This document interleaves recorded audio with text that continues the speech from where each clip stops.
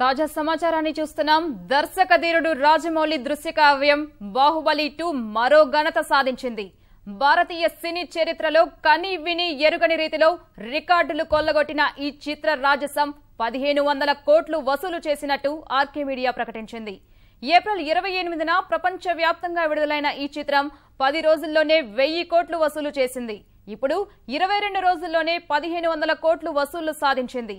భాషతో సంబంధం లేకుండా ప్రపంచ వ్యాప్తంగా బాహుబలి 2 రికార్డులు తిరగరాస్తోంది. పక్కనున్నంత వరకు నన్ను చంపే మగాడింకా పుట్టలేదు మామా.